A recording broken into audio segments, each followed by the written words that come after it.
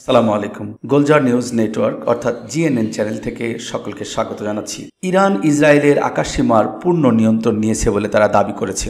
এদিকে একই দাবি কিন্তু ইসরায়েলও করেছিল যে তারা ইরানের আকাশসীমার পূর্ণ নিয়ন্ত্রণ নিয়েছে। এটা আসলে একটা যুদ্ধক্ষেত্রে কি গুরুত্বপূর্ণ ভূমিকা পালন করে সেটা নিয়ে একটু পরে আলোচনা করব। এরপরেও আসি গাজা প্রসঙ্গে। ইরান ইসরায়েল যুদ্ধের মধ্যেও থেমে নেই গাজার বর্বরতা। আজও গাজার খান ইউনিসে ত্রাণ সংগ্রহ করতে আসা নিরীহ ফিলিস্তিনিদের ৭০ জনকে গুলি করে হত্যা করা হয়েছে। ইরান ইসরায়েল যুদ্ধে আমেরিকার এন্ট্রি হতে চলেছে। আর কি হতে চলেছে ইরানের ভাগ্যে সে বিষয়ে একটা গুরুত্বপূর্ণ এবং নাতিদীর্ঘ আলোচনা রয়েছে। আশা করি আমার সাথেই থাকবেন। আরেকটি ব্রেকিং নিউজ, গণতান্ত্রিকভাবে নির্বাচিত সরকারকে উপেক্ষা করে ডোনাল্ড ট্রাম্প পাকিস্তানের সেনা প্রধান অসীম মনিরের সঙ্গে সাক্ষাৎ করার ছক কষেছেন। ইরান ইসরায়েল যুদ্ধের মধ্যেই পাকিস্তানের সেনাপ্রধান অসীম মনিরের সাথে ডোনাল্ড ট্রাম্পের এই সাক্ষাৎ নিয়ে আপনার কি ভাবনা, কি মনে করেন, কি হতে চলেছে বিশ্ব রাজনীতিতে, সেসব নিয়েই আজকের এই গুরুত্বপূর্ণ আলোচনা। চলুন শুরু করা যাক। যে কথাটি একটু আগে বলছিলাম যে ইরান ইসরায়েলের আকাশসীমার পূর্ণ নিয়ন্ত্রণ নিয়েছে বলে দাবি করেছে। আসলে একটা যুদ্ধক্ষেত্রে আকাশের পূর্ণ নিয়ন্ত্রণ নেওয়াটা কতটা জরুরি সে বিষয়টা নিয়ে একটু আলোকপাত করা যায়। দেখুন, ইসরায়েল একটা আগ্রাসী শক্তি। ইরান কিন্তু আগে ইসরায়েলে হামলা চালায়নি। ইরান তথা সমগ্র আন্তর্জাতিক নিয়মকানুনকে উপেক্ষা করে ইরানে হামলা চালিয়েছে এবং ইরানের একেবারে টপ লেভেলের সিকিউরিটি অফিসারদেরকে হত্যা করেছে। সাথে সাথে 7 জন পুরনো পারমাণবিক বিজ্ঞানী বা পরমাণু বিজ্ঞানীদেরকেও হত্যা করেছে। আর ইরান তার জবাবেই অপারেশন ট্রু প্রমিস ঘোষণা দিয়েছে এবং ঘোষণা দিয়েই তারা হামলা শুরু করেছে। প্রথমে হয়তো ভাবা গিয়েছিল যে ইরান ইসরায়েলের আক্রমণে অনেকটাই হয়তো নুজ্জ হয়ে গেছে, তাদের আক্রমণ করার সমর্থনে কিছুটা সময় নেওয়া দেখে আমরা হয়তো এটাই ভেবেছিলাম। কিন্তু যা হয়েছে তাই, ইরান কিন্তু ঠিকই ফিরে দাঁড়িয়েছে এবং ফিরে দাঁড়িয়ে ইতিহাসের সব থেকে ঐতিহাসিক এবং কি বলবো স্মরণীয় যে কাজটি, যে ইসরায়েল নিজেকে একেবারে মনে করতে অদম্য, তাদেরকে কেউ আঘাত করতে পারবে না, ফুলের টোকাটিয়ে দিতে পারবে না, তাদের সেই চিড় বা আত্মবিশ্বাসে ভাঙন ধরিয়েছে। এখানে ইরানের কৌশল হলো, ইরানেরও কিন্তু কিছুটা যুদ্ধজাহাজ রয়েছে, কিন্তু সেই যুদ্ধজাহাজ কিন্তু প্রথমে ব্যবহার করেনি। কেননা তারা ভালো করেই জানে যে ইসরায়েলের আকাশ সীমায় আকাশ প্রতিরক্ষা সিস্টেম মোতায়েন রয়েছে। তারা আগ বাড়িয়ে বা তারা যদি ইসরায়েলে আক্রমণ করতে যায় প্রায় ১,৫০০ কিলোমিটার দূর থেকে, সেখানে নিজেদেরকে নিজের বিমানের ফুয়েলিং সিস্টেম তো আছেই, তাছাড়া সেখানে আকাশ প্রতিরক্ষা সিস্টেম তাদের সেই বিমানগুলোকে হয়তো গুলি করে ভূপাতিত করে দেবে। তো সেই ক্ষেত্রে তারা যে কৌশলটি নিয়েছে, প্রথমেই তারা প্রজেক্টাইলস, ড্রোনস, মিসাইলস এবং শেষ পর্যন্ত হাইপারসনিক মিসাইল মেরে আগে তারা ইসরায়েলের আকাশ সীমা অতিক্রম করে হামলা করতে তাদের কোনো বাধা আছে কিনা, বাধা থাকলে কতটুকু আছে, এটা নিয়ে তারা বিস্তর এক্সপেরিমেন্ট করেছে এবং পরিশেষে কিন্তু তারা বুঝতে পেরেছে যে ইসরায়েলের দুর্বলতাটা কোথায় এবং কিভাবে আক্রমণ করলে ইসরায়েলকে ঘায়েল করা যাবে। তাই সব শেষে তারা যেহেতু এটা নিয়ে এক্সপেরিমেন্ট করেছে, সব শেষেই তারা ঘোষণা দিয়েছে যে ইসরায়েলের আকাশসীমা তাদের পূর্ণ নিয়ন্ত্রণে এবং যে কোনো জায়গায় যে কোনো স্থানে তারা এখন হামলা করতে সক্ষম। ইতিমধ্যে তারা তেল আবিব, হাইফা সহ ইসরায়েলের বিভিন্ন স্থানে এবং পশ্চিম তীরের অধিকৃত পশ্চিম তীরে বিভিন্ন স্থানে তারা আঘাত করেছে এবং কোনো বাধা ছাড়াই। একটা ভিডিও চিত্রে দেখা যাচ্ছে পশ্চিম তীরে আঘাত হানা একটা মিসাইলের খণ্ডাংশ নিয়ে প্যালেস্টাইনিরা আনন্দ মিছিল করছে। এটা আসলে আমাদের জন্য একটা বড় আনন্দের, কারণ প্যালেস্টাইনিরা দীর্ঘদিন ধরে ইসরায়েলের অত্যাচার, নিপীড়ন, হত্যাযজ্ঞের শিকার। তারা শেষ পর্যন্ত কিছুটা হলেও আনন্দের স্বাদ নিতে পারছে, যে তারা এইটুকু মনে করছে যে পুরো বিশ্ববাসী আমাদেরকে পরিত্যাগ করলেও ইরান আমাদের পরিত্যাগ করে।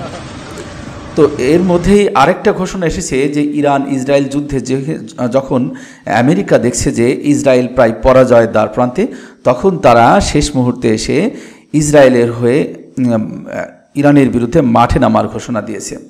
এটাতে আমরা হয়তো অনেকেই মনে করেছিলাম যে ইরান অনেকটা চাপে পড়ে গেছে, কিন্তু বয়োবৃদ্ধ সর্বোচ্চ নেতা আয়াতুল্লাহ আলী খামেনি সেই চাপের আগল ভেঙেই ঘোষণা দিয়েছে আজ থেকে ইসরায়েলের বিরুদ্ধে ইরান সরাসরি যুদ্ধ ঘোষণা করে দিয়েছে এবং এই যুদ্ধ ঘোষণার মধ্যে দিয়েই আজকে বিপুল পরিমাণে মিসাইল, প্রজেক্টাইলস দিয়ে ইসরায়েলের আকাশসীমা লঙ্ঘন করে সেখানে হামলা চালানো হয়েছে।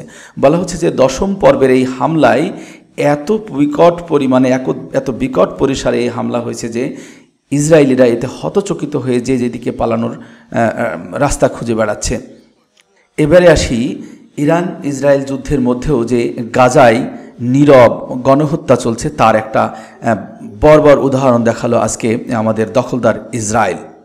গাজার খান ইউনিসে ত্রাণ নিতে যাওয়া 70 জন ফিলিস্তিনিকে, নিরীহ ফিলিস্তিনিকে, বুভুক্ষ ফিলিস্তিনিকে, ক্ষুধার্ত ফিলিস্তিনিকে তারা গুলি করে হত্যা করেছে, যেটা দেখে বিশ্ব মানব আজ একেবারে নিশ্চুপ। কোথায় তাদের মানবাধিকার, কোথায় তাদের ন্যায় বিচার, কোথায় আন্তর্জাতিক আইন? কোনো কিছুই যেন তোয়াক্কা করছে না দখলদার এই বাহিনীটা। এদিকে আরেকটি কথা না বললেই নয়, গণতান্ত্রিকভাবে প্রত্যেকটা দেশে একটা সরকার থাকে আর সেই সরকারের নির্বাচিত প্রতিনিধি থাকে। সেই কোনো দেশ যখন কোনো দেশের সঙ্গে সাক্ষাৎ করে সেই দেশের গণতান্ত্রিক প্রতিনিধির সঙ্গেই কিন্তু সাক্ষাৎ করার কথা। কিন্তু ব্যতিক্রম হচ্ছে বর্তমান মার্কিন প্রেসিডেন্ট ডোনাল্ড ট্রাম্প তার মধ্যাহ্নভোজে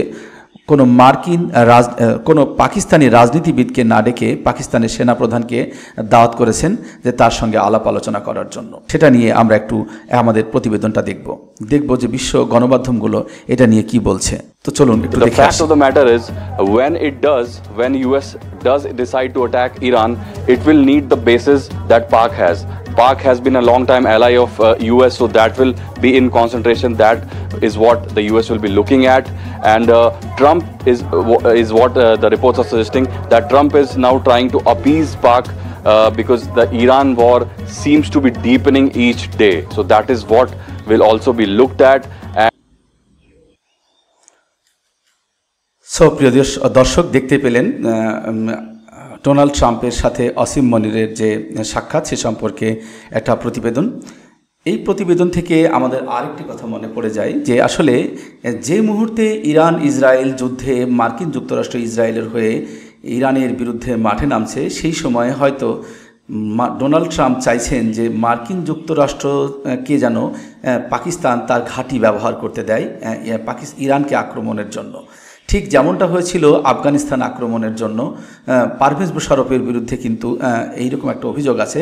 পারভেজ মোশাররফকে তৎকালীন মার্কিন পররাষ্ট্রমন্ত্রী ডোনাল্ড রামসফেল্ড ফোন কলে হুমকি দিয়ে বলেছিলেন যে আমাদেরকে তোমরা সহযোগিতা করো, না হলে তোমাদেরকে প্রস্তর যুগে পাঠিয়ে দেওয়া হবে। তখন নতজানু পারভেজ মোশাররফ পাকিস্তানকে মার্কিন যুক্তরাষ্ট্রকে সাহায্য করতে বাধ্য হয়েছিলেন যে আফগানিস্তানে আক্রমণ করার জন্য। অসীম মনিরের সঙ্গে ডোনাল্ড ট্রাম্পের এই যে আলাপচারিতা, এটা আলাপচারিতা থেকে কিছুটা অনুমান করাই যায় হয়তো ডোনাল্ড ট্রাম্প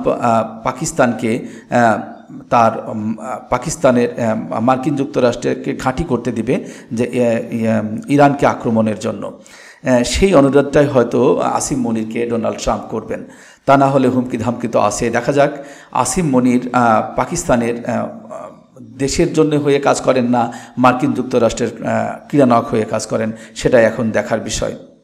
কেননা পাকিস্তানের রাজনীতিবিদরা ইতিমধ্যে পার্লামেন্টে ইরানের হয়ে সমস্ত সমর্থন দেওয়ার জন্য তারা আশ্বাস দিয়েছে। এখন দেখা যাক যে আসলে ইরানের পক্ষে পাকিস্তানের নীতিটা আসলে কোন দিকে যায়। প্রিয় দর্শক, আজকে এই ছিল আমাদের ব্রেকিং নিউজ এবং আলোচনা পর্যালোচনা।